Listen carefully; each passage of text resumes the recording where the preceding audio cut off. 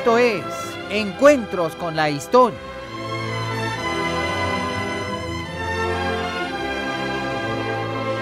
Hoy presentamos el capítulo 52 de la serie El Imperio, 196 años de la grandeza azteca.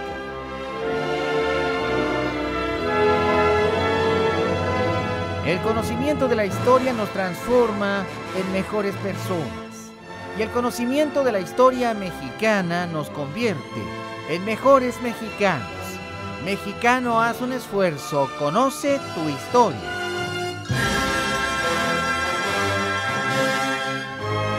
Productor ejecutivo y productor general, el señor Pedro Manzano.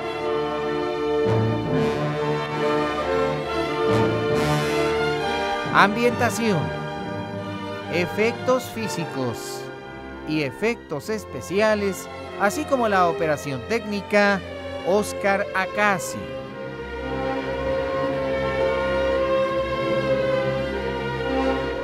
También en la operación técnica, Jorge Alonso y César Arturo Becerril. Investigación musical, investigación histórica y musicalización, el señor Felipe Saldívar. Y todos bajo la dirección de tu amigo el Dr. Pepe Cruz, responsable de la creación y de la redacción del libro histórico.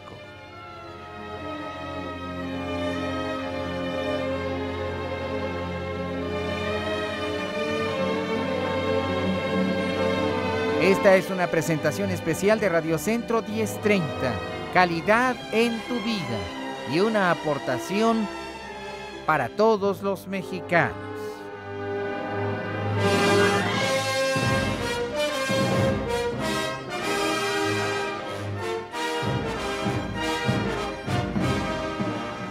Era el 31 de agosto de 1519. Una furiosa batalla había tenido lugar.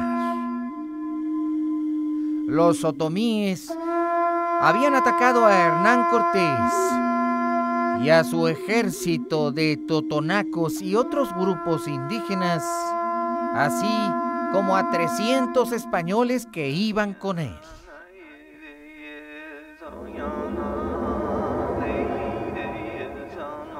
Los cielos de la náhuac estaban plomizus, llovía a cántaros, y el rayo estremecía la tierra y los cielos.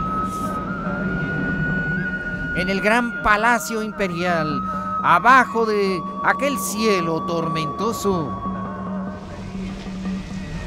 mientras que la lluvia caía y se escuchaba en todos los rincones del palacio, frente a un gran pebetero lleno de leña crujiente que crepitaba dando calor, se encontraba el emperador.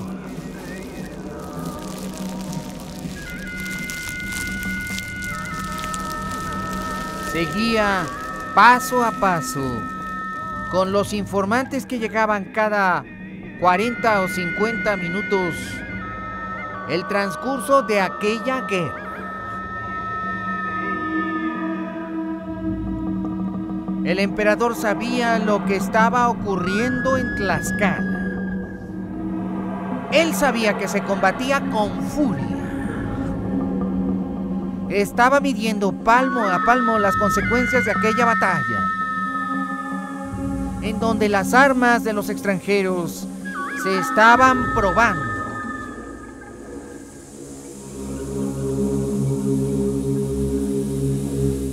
Los altos mandos del ejército estaban prevenidos.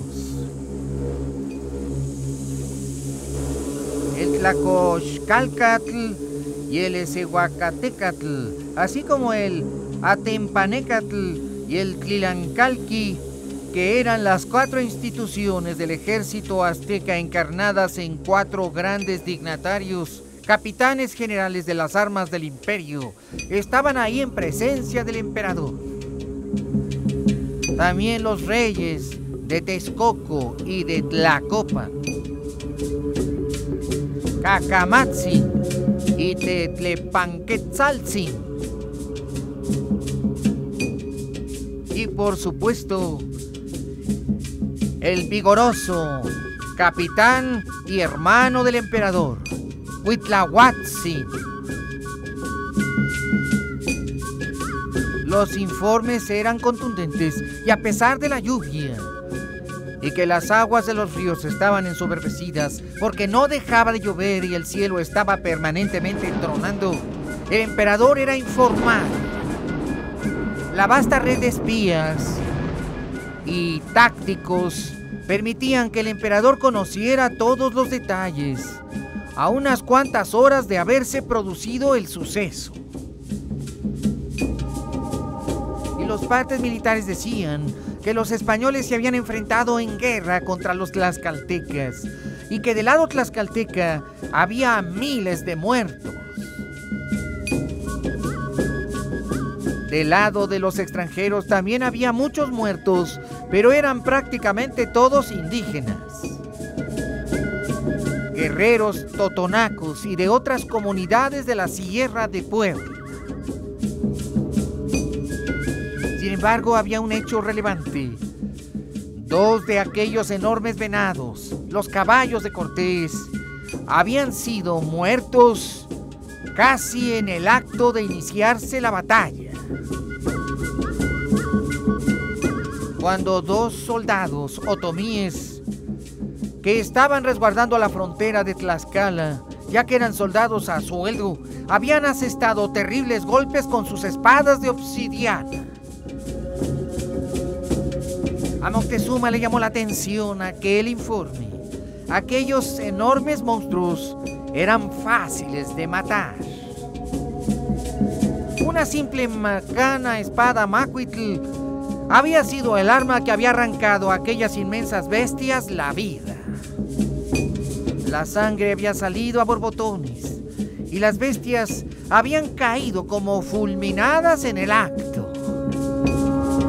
Era una buena noticia. En el momento que el ejército azteca se enfrentara a los extranjeros, ya sabían cómo arremeter contra aquellos venados gigantes.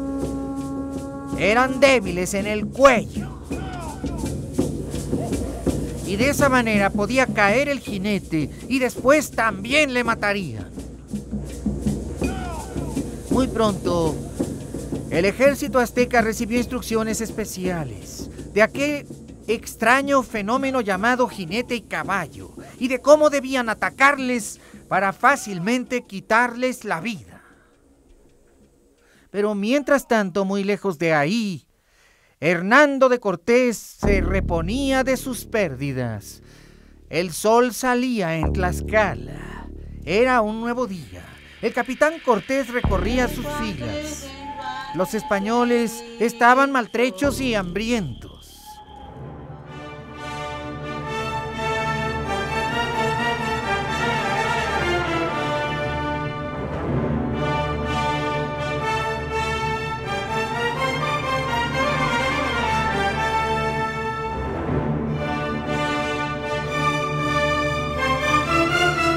Cundía el desánimo entre las filas de Hernando de Cortés. Para Fernando Cortés o Hernán Cortés la situación era desesperada. El sol se levantaba perezoso en el oriente. Con sus primeros rayos, los españoles se dieron cuenta de las consecuencias de la batalla. Había cientos, miles de cadáveres de sus aliados traídos de la costa totonaca y otros pueblos que les apoyaban. Pero también había miles de cadáveres de tlaxcaltecas y otomíes. El costo de la batalla fue terrible.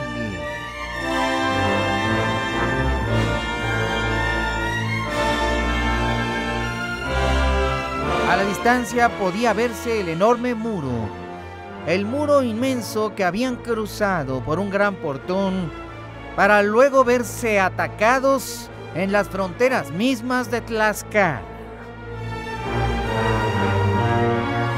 Y los hombres de Hernando de Cortés empezaron a murmurar: es un temerario, está loco. Nuestro capitán no sabe lo que hace.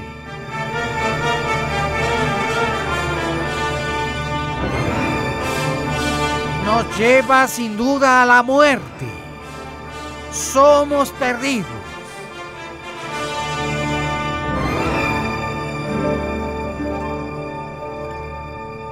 El capitán Cortés se daba cuenta de la reacción de muchos de sus hombres. Ellos querían regresar a la costa y embarcarse a Cuba e ir a rogar el indulto del gobernador Diego de Velázquez, que no estaba loco ni lo sometía a aquellos excesos que mantenían en riesgo su vida. Pero había otras reacciones entre el ejército español. Había soldados que, a pesar del miedo y de la situación tan difícil, querían seguir a su capitán porque le admiraban como hombre valiente y temerario.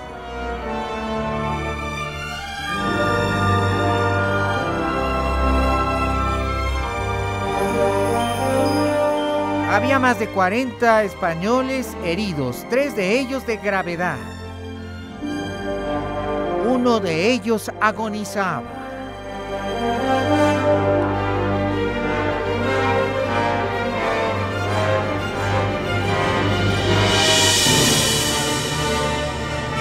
Pero Hernando de Cortés no se daría por vencido, seguiría adelante.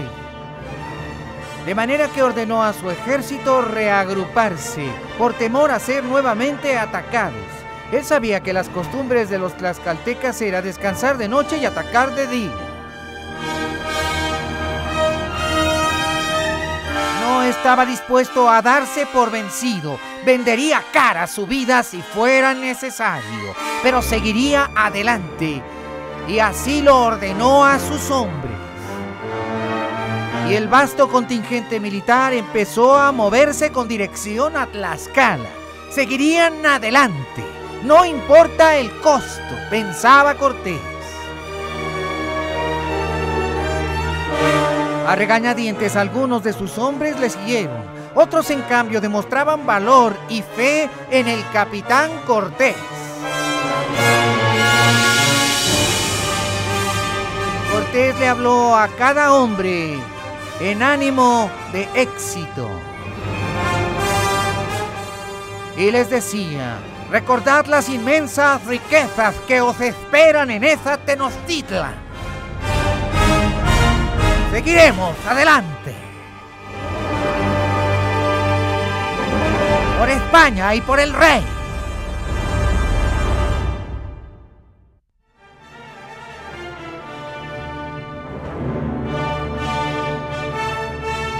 Durante todo aquel día el ejército español y sus aliados indígenas, todavía más de 1500, siguieron el rumbo de Tlaxcala, alineados, encabezados por la caballería. Iban tocando tambores y avanzaban acompasadamente, a buen paso. Pero empezaban a escasear los víveres.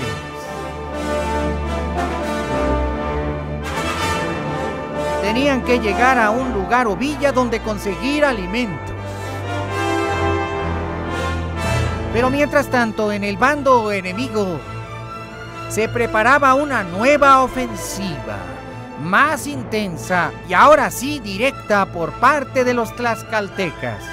Y es que el capitán Xicoténcatl, aquel aguerrido joven, estaba dispuesto a borrar la senda de España sobre la faz de la tierra.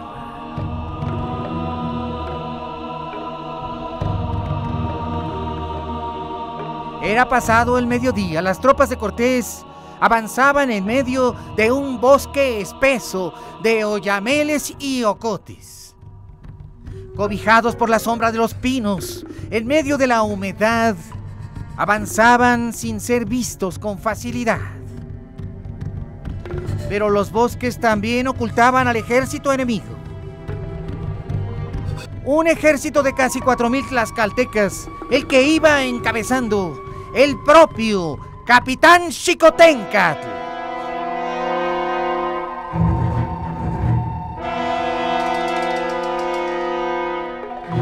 Dos de los amos de la caballería vieron movimientos sospechosos y horrorizados ante sus ojos aparecieron los primeros soldados de Tlaxcala.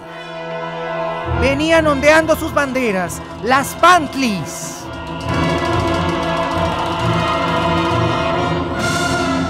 Con los símbolos de Tlaxcala. Ondeaban aquellas banderas indias, poniendo en su centro un jeroglífico que tenía forma circular. Era el signo característico del bravo capitán Xicoténcatl, el hijo del gran rey de Tizatlán. En menos de media hora se armó la batalla.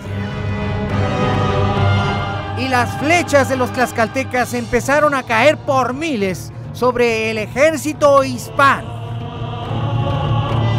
La caballería retrocedió. Era la segunda batalla por Tlaxcala. Los españoles estaban exhaustos y aún así tendrían que combatir.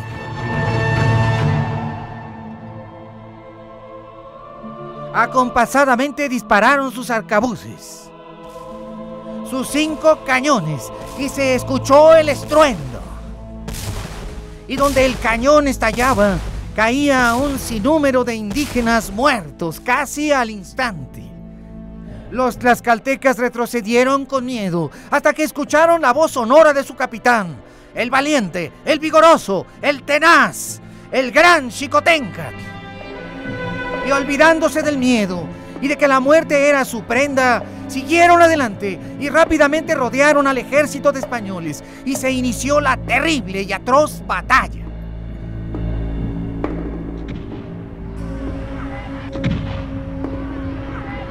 Por cientos murieron aquella tarde y finalmente, cuando el cielo tronaba y una tormenta se avecinaba con furia y trozos de hielo en forma de granizos caían en el campo de batalla, ambos ejércitos se apartaron para dar paso a la lluvia. Aquella fue una tormenta torrencial que permitió que ambos bandos se retiraran. Llevándose a sus heridos, los dos ejércitos retrocedieron. Para los tlaxcaltecas, la segunda batalla había sido atroz y la cantidad de muertos que habían experimentado alcanzaban casi los 1000. Xicoténcatl estaba enardecido. Muy pronto se sabría en toda Tlaxcala aquel fracaso. Él temía que algunos cobardes tlaxcaltecas que ostentaban el poder ya no quisieran que hubiera más combates y les ofrecieran a los españoles la paz. Muy pronto las sombras de la oscuridad cayeron, pero ahora el cielo se iluminaba con los rayos y la tormenta caía, y el estruendo del rayo, cuando se iluminaba con el relámpago, dejaba ver los miles de cadáveres.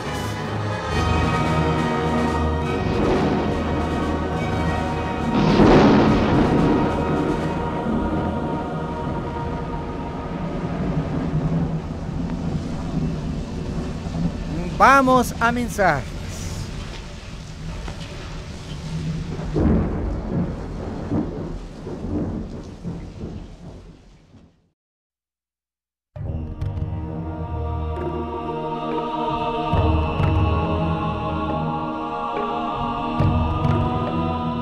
Muy lejos de Tlaxcala, en Tenochtitlan, amanecía. El sol Tonatiuh ganaba altura en el horizonte. La ciudad había amanecido fragante y olorosa. También había llovido copiosamente la noche anterior, pero ahora en cambio el cielo estaba transparente y azul. En sus terrazas sagradas, el emperador Moctezuma espiaba el horizonte, viendo la magnanimidad de la naturaleza. A donde su ojo se hundía estaba verde. Era el mes más bello en el Anáhuac. Comenzaba el mes de septiembre. La claridad del día, en el lugar más transparente de la tierra, permitía ver al Popocatépetl, cuyas sienes estaban nevadas.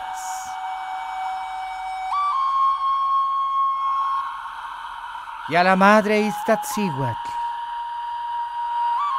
también cubierta de Ixtac, es decir, de sal blanca. El emperador escuchaba el canto de sus pájaros favoritos, que en una inmensa jaula de carrizo brincaban y revoloteaban. Era el canto del Tzintzontli. Pareciera que ninguna amenaza caería pronto sobre el imperio. El emperador estaba sonriente y se le veía contento.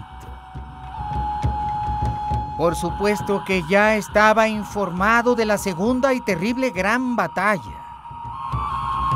Y él pensaba que mientras que más tiempo duraran esas batallas, más se desgastaría el ejército de Cortés. Muy pronto ya no tendría soldados con quienes combatir, a menos que se aliara con sus enemigos, los poderosos señores de Tlaxcala. Pero tal cosa no tenía por qué suceder, pensaba el emperador. Mientras tanto, el canto de los pájaros, casi hipnótico, se escuchaba con intensidad. El emperador gustaba de atender personalmente a aquellas aves, dándoles semilla para comer, jugando con ellas. Moctezuma gozaba con aquellos pájaros. Todas las mañanas al levantarse, antes de iniciar sus oraciones, jugaba con ellos y los miraba. Pareciera como si dialogara con ellos. Se sabía que muchas eran las artes del emperador para adivinar el futuro. Entre una de las artes más sagradas estaba el escuchar el canto de los pájaros, ya que se podía predecir el futuro a través de el comportamiento de aquellas aves.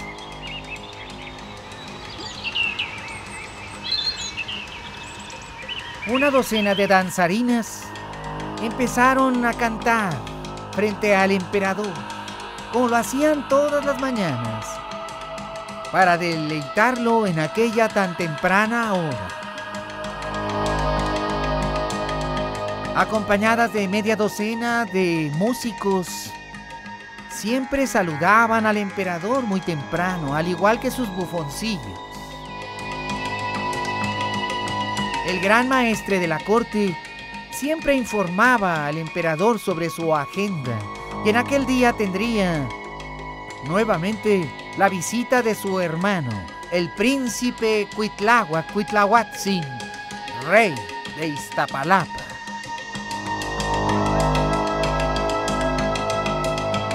También le visitaría el rey de Texcoco Cacamatzin y el rey de Tlacopan, Tletlepanquetzaltzin.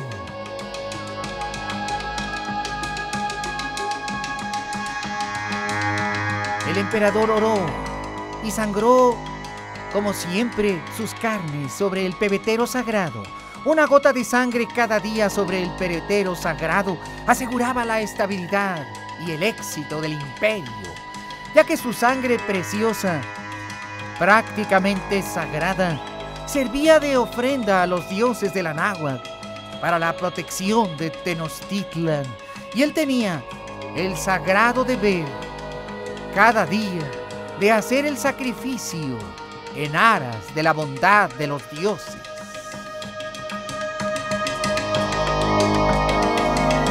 Después de las oraciones, después de los rezos y de los cantos de los sacerdotes, el emperador fue a su pequeño refectorio y en una esterilla sentado, consumió los alimentos más preciados de la tierra, incluyendo el pescado que se le traía todos los días desde distantes regiones de la mar, bien fuera en la costa de Acapulco o en la de Veracruz.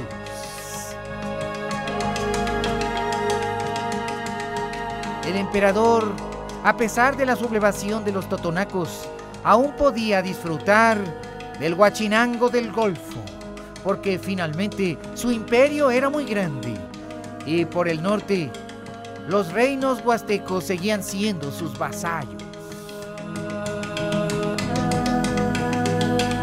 Después de su desayuno habitual, que siempre era frugal y parco, ya que el emperador no gustaba de comer en abundancia, sino hacerlo con mucha sobriedad, Moctezuma se dirigió al gran salón del trono, único lugar en que podía tener la reunión con los reyes aliados de acuerdo al protocolo.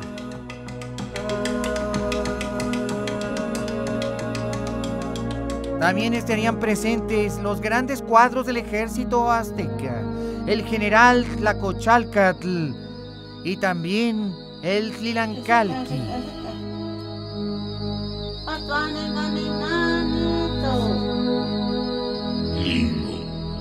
En presencia de los reyes aliados y de su hermano Cuitláhuac y de los altos mandos del ejército, el emperador leyó el último parte militar. Las fuerzas de Tlaxcala estaban prácticamente destrozadas y casi vencidas.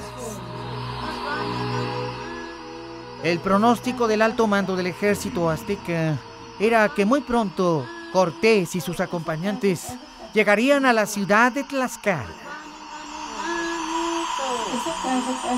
El alto mando creía que muy pronto Cortés arrasaría Tlaxcala o se aliaría con los enemigos del imperio.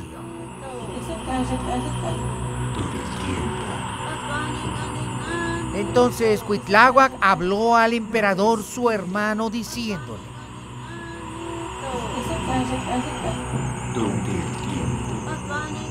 tu estrategia, hermano mío, ha sido extraordinaria, atinada y justa. No en balde tú eres el señor de la Nahua, el Semanagua Cuey Tlatoan. Tu estrategia dio buen resultado y los de Tlaxcala se han batido con los extranjeros, minimizando sus fuerzas ambos. Ordéname ahora, Señor, en qué momento debemos atacar nosotros, si quieres que tus ejércitos hoy mismo salgan para Tlaxcala. Debilitados ambos, podremos derrotarle ahora fácilmente tanto a los extranjeros malinches como a tus eternos enemigos tlaxcaltecas. Ordena, mi Señor, y actuaremos.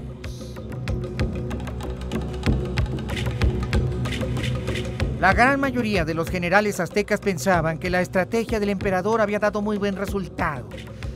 Las pérdidas que habían experimentado los extranjeros y los tlaxcaltecas en ambos casos eran terribles. Eso significaba que era el momento apropiado para atacar. Pensaban que el emperador daría la orden de inmediato de ir a Tlaxcala en número de 100 o 150,000 soldados para arrasar con aquel país y de paso aniquilar al capitán español. Pero el emperador no daría esa orden, ya que tenía otros planes en mente.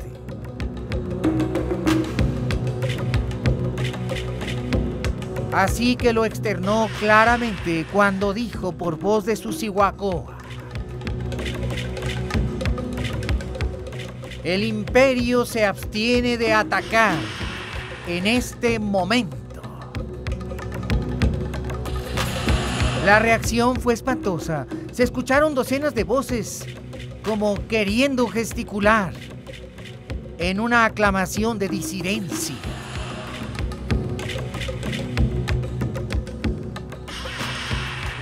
Entonces Tletlepanquetzaltzin, el señor de Tacuba, dejó escuchar su voz.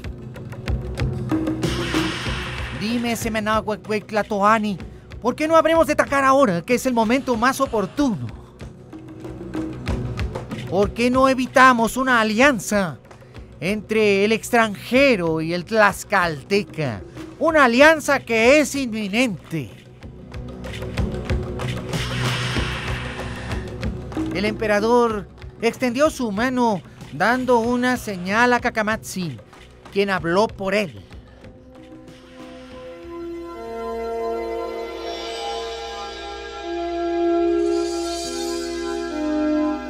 Y Cacamatzin expresó: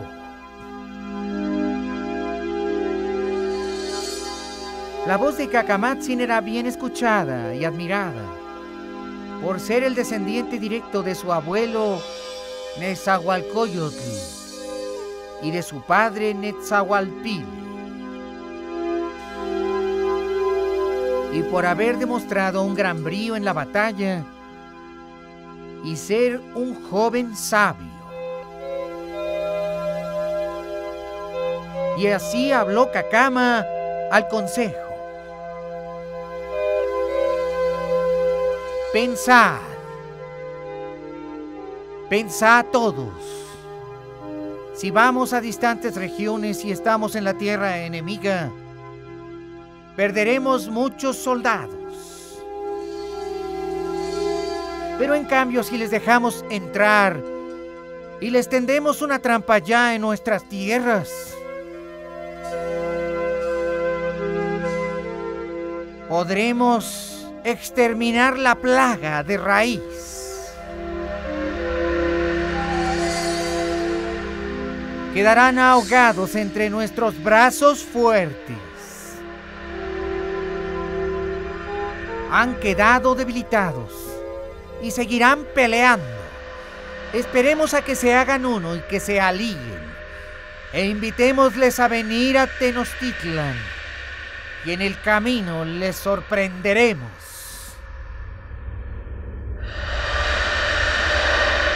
Al cruzar las altas montañas que separan a Popotecatzin de Iztlahuacatzitl, será el momento oportuno.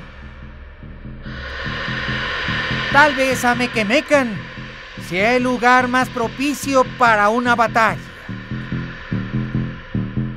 Ya no podrán ayuda, puesto que tendrían que volver a subir de nuevo las sierras escarpadas para obtenerla desde Tlaxcala.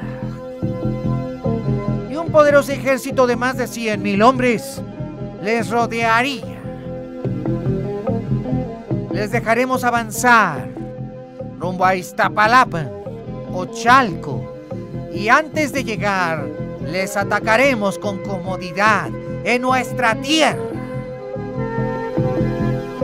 y les someteremos sin duda. El capitán español venido de lejos y sus hombres barbudos, así como los príncipes de Tlaxcala, se rendirán y serán sometidos con facilidad.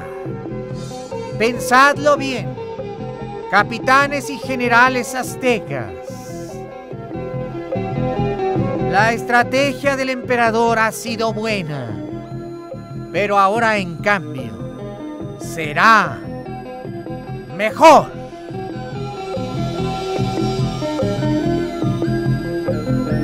Pero la mayoría de los militares no aprobaban aquel plan.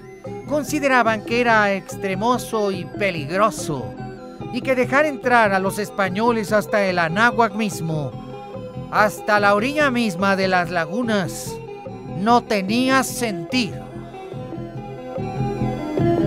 ¿Cuáles eran los verdaderos y ocultos planes del emperador? Porque aquello no tenía lógica. Aún así, el alto mando del ejército acató las decisiones que los políticos habían tomado y habían defendido con su palabra. Y se autorizó que una embajada del imperio fuera a ver a Hernando de Cortés, invitándole a ir a Tenochtitlan.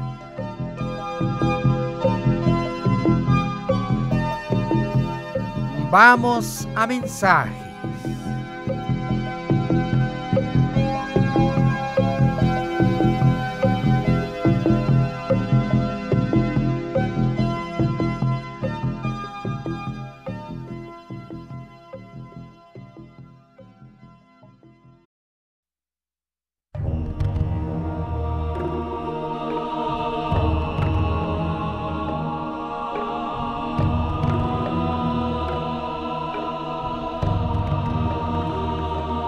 Pero mientras tanto, en Tlaxcala había habido alarma general. El avance de Hernán Cortés era inevitable. Se reunió el máximo consejo de Tlaxcala, que incluía a sus 4 cabezas, reyes o senadores.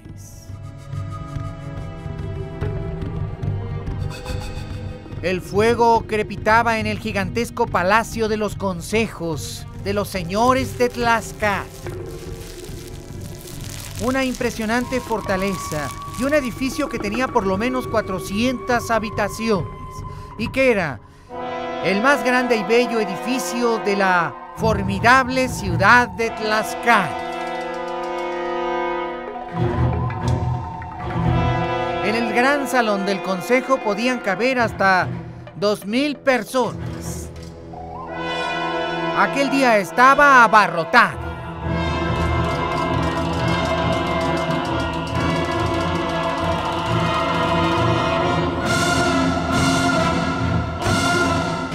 Todos los príncipes, generales y reyes estaban ahí reunidos. También los jueces y los miembros del ejército de Tlaxcala. Las máximas dignidades las ostentaban los 4 grandes reyes.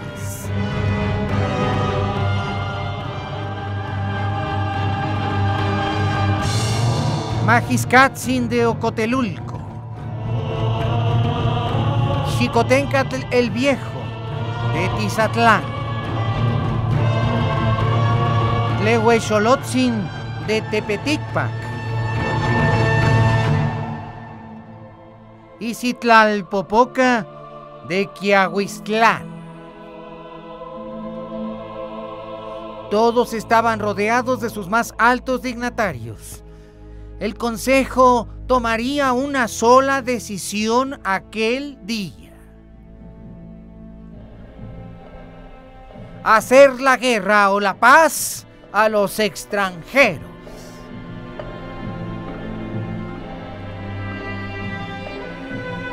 Dos de los reinos se inclinaban por la paz y querían el cierre inmediato de las hostilidades. Por su cuenta habían tomado extrañas medidas. Los príncipes disidentes habían hecho llegar hasta el campo español 300 guajolotes.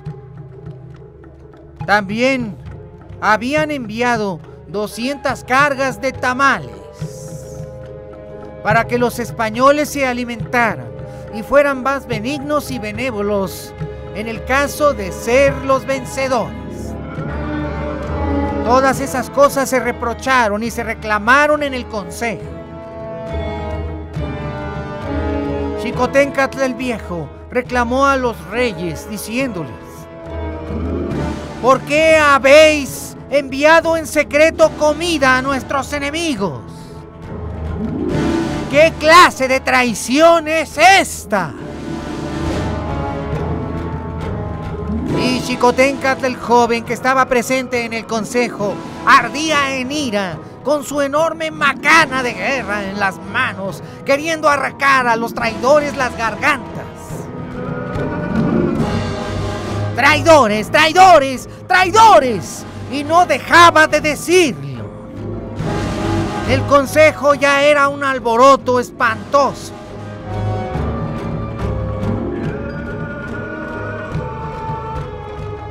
Hasta que Citlalpopoca se levantó pidiendo a todos orden, concierto y silencio.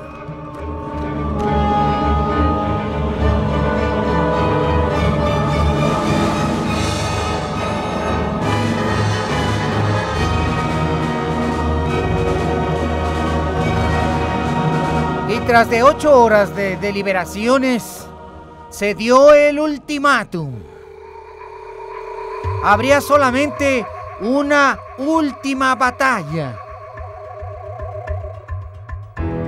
Si Xicoténcatl no lograba derrotar a los españoles, los 4 señores de Tlaxcala harían la paz y ofrecerían a Hernando de Cortés su alianza. Irritado y airado, el valiente capitán de Tlaxcala, Xicoténcatl el joven, dijo a los ahí presentes: me envían a la muerte, pero no importa. Quiero que sepan que un puñado de leales soldados de Tlaxcala que me acompañan ofrecerán su vida por la patria. Después Xicoténcatl el joven se quedó mirando a su anciano padre Xicoténcatl el viejo y le dijo: pero tú, padre, tú, no entiendo por qué tú también me traicionas. Los soldados de Xicoténcatl salieron a la batalla a vender cara sus vidas contra Cortés, pero ya poco podrían hacer. La decisión de los 4 señores de Tlaxcala fue unánime. Una última batalla y después Tlaxcala pediría la paz y la alianza.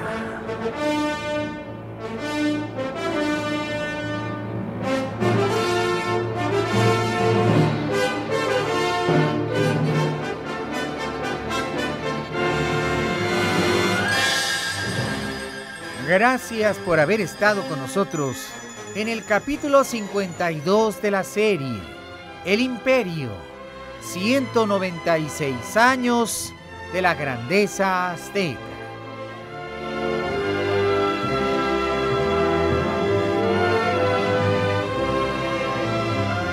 El conocimiento de la historia nos transforma en mejores personas, y el conocimiento de la historia mexicana nos convierte en mejores mexicanos. Mexicano, haz un esfuerzo. Conoce tu historia. Y a nombre de Radio Centro 1030, calidad en tu vida, y de todos quienes hacemos este programa, gracias. Muchas gracias por tu preferencia. Y hasta mañana.